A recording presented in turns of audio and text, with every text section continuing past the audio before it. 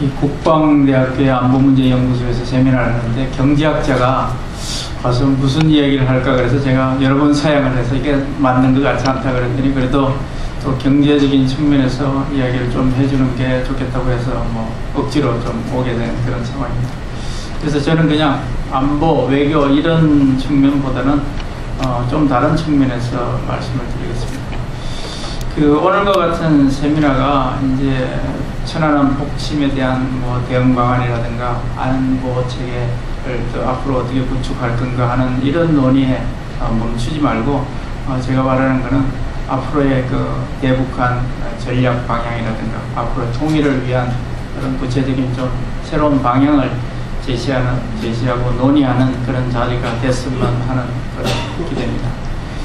우선 제 개인적으로는 천안함 폭침 사태를 보면서 몇 가지를 새롭게 생각을 했습니다. 우선 우리가 지금까지 가지고 온 대북 정책, 통일 정책, 그리고 또 어떻게 보면 안보 태세에 대한 새로운 점검이 필요한 그런 시기다.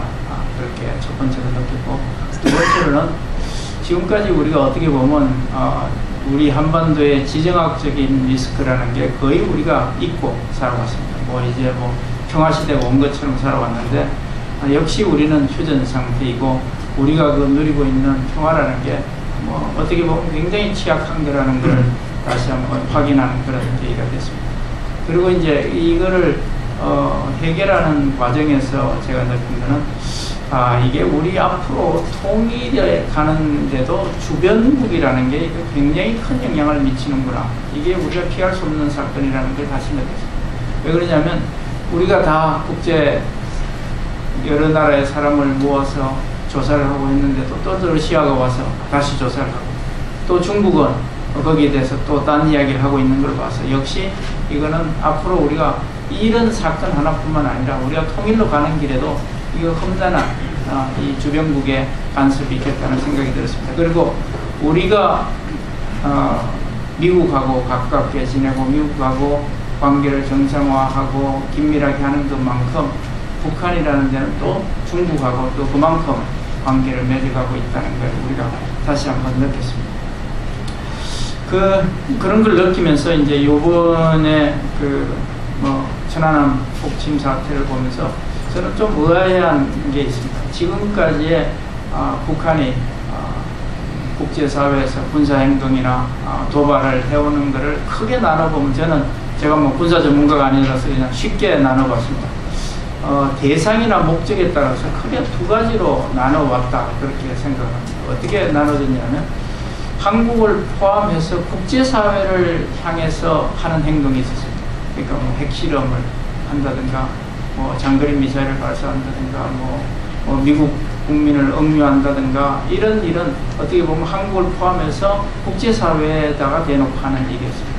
거기에 비하면 다른 한 형태는 남한만 상대로 하는 거예요. 예를 들어서 DMZ 안에서 무슨 일을 벌린다든가 동해안에서 잠수함이 내려온다든가 서해안에서 일이 일어난다든가 아니면 관광객을 억류한다든가 개성공단에서 사람을 잡는다든가 이런 거는 어떻게 보면 인근 국가하고 상관없이 남한을 상대로 일을 벌린 게 있는데 이번 사건은 어떻게 보면 엄청나게 큰 일을 저질러서 이게 남한 정부뿐만 아니라 국제사회의 문제를 일으키는데 어떻게 보면 국제사회 테러 집단 같이 이제 크게 일을 벌려놨기 때문에 이게 옛날에 보던 우리의 대상이나 목적이 한정되던가 하고 좀 다른 형태다 그렇게 느꼈습니다.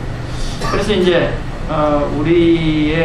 저는 그렇게 생각합니다. 우리 정부의 대응 전략도 옛날에는 좀 이렇게 국제사회를 우리를 포함한 국제사회를 대상으로 한 무슨 핵실험을 한다든가 장거리 미사일을 발사한다든가 할 때는 국제사회를 통해서 육자회담을 통해서 해결해 나가면 쉬웠는데 그리고 우리하고 상대는 남북한에 무슨 군사회담을 한다든가 이런 이제 정부 간의 문제를 가지고 해결해 왔는데 요번 문제는 좀 해결하는 게 피해는 우리만 받는데 국제사회를 통해서 해결해야 될 것 같은 그런 이제 문제가 좀 다른 방향으로 가고 있습니다. 그래서 제 생각에는 어떤 형태라든지 북한의 지금의 그런 의도 이런 거에 따라서 우리의 북한 문제를 풀어가는 전략도 좀 달리 했으면 좋겠다 그런 생각입니다. 근데 이제 제가 생각하는 거는 우리가 어떤 형태의 북한을 통해서 뭐